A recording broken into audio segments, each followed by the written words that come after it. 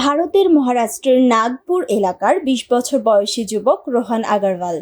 তিনি পায়ে হেঁটে ৭৯০ দিন ভারতের ২৭টি রাজ্যে ভ্রমণ শেষে বাংলাদেশে এসে পৌঁছেন।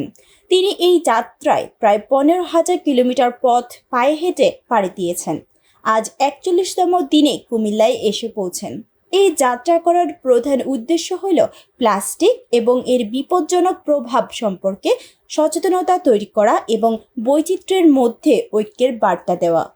সুপ্রিয় দর্শক, বিশ্বজয়ের লক্ষ্য নিয়ে ভারতের মহারাষ্ট্রের নাগপুর থেকে কুমিল্লা এসে পৌঁছেছেন রোহান আগ্রাওয়াল এবং রোহান আগ্রাওয়াল ১৫,০০০ কিলোমিটার পথ পাড়ি দিয়ে আজকে কুমিল্লায় অবস্থান করছেন।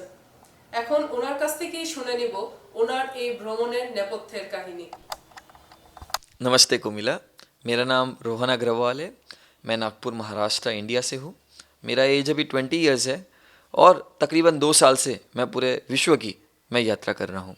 So you have started this journey from which country first of all, and what was your overall experience till today?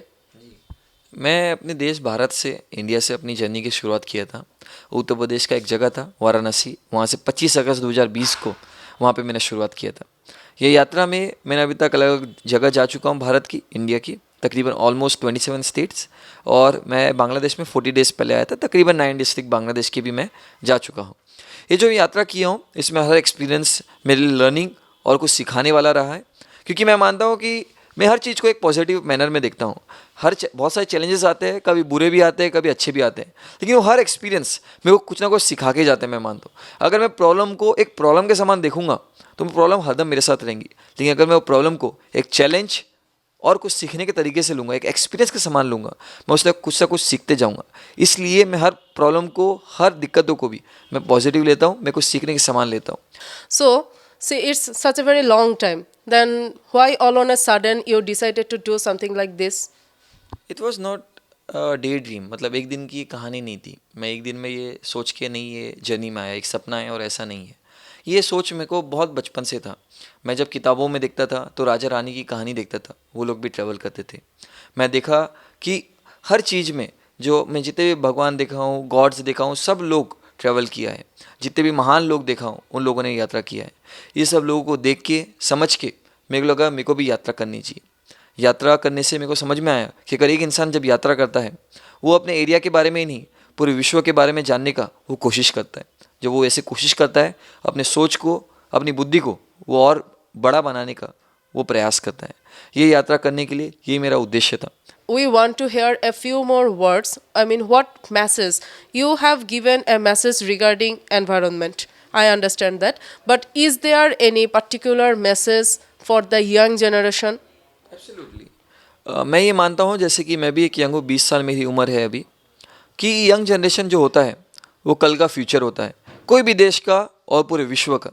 अगर कल का जो फ्यूचर है, जो यंग जनरेशन है, वो अगर आज से एक सही दिशा में, एक सही गाइडलाइन, एक सही दिशा उनको अगर मिल गई तो एक देश और एक दुनिया एक वंडर कर सकता है।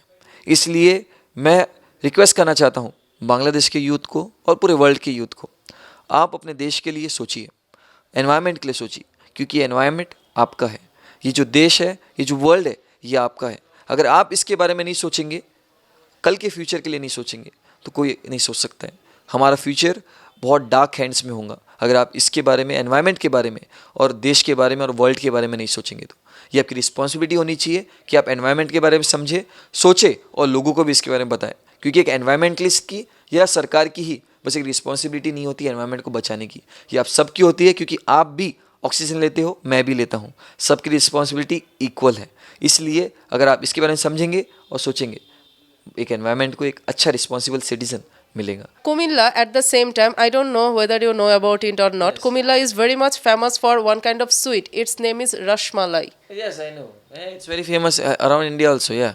In So- Bengal and all. I also heard about Kumila, one important thing which I wanted to buy. Maybe if I find it cheap, I'll buy. That is, उसको खादी बोलता है, खादी का कपड़ा बहुत फेमस है। कुमिला 24 टीवी को यहाँ पे आके मेरी आवाज़ को आप सब दर्शकों को पहुँचाने के लिए अनेक अनेक धन्यवाद। সুপ্রিয় দর্শক, আমরা এতক্ষণ রোহান আগ্রাওয়ালের কাছ থেকে জেনে নিলাম ওনার এই ভ্রমণের পেছনের কাহিনী এবং একটা খুব সুন্দর মেসেজ উনি আমাদের সবার কাছে পৌঁছাতে যাচ্ছেন, যেটা হচ্ছে পরিবেশ দূষণ সংক্রান্ত। পরিবেশ আমাদের মাতৃভূমি। আমরা যদি আমাদের নিজের মাতৃকারই সঠিকভাবে খেয়াল রাখতে না পারি, তাহলে আমাদের ভবিষ্যৎ দিনগুলো কতটা অন্ধকারের দিকে ধাবিত হয়ে যাবে সেটা কি আমরা কখনো ভেবে দেখেছি? আমরা কখনো কিন্তু নিজের পরিবেশকে নিয়ে এতটা কখনো আমরা চিন্তা করিনি। রোহান আগ্রাওয়াল আমাদেরকে খুব সুন্দর একটা মেসেজ দিচ্ছেন।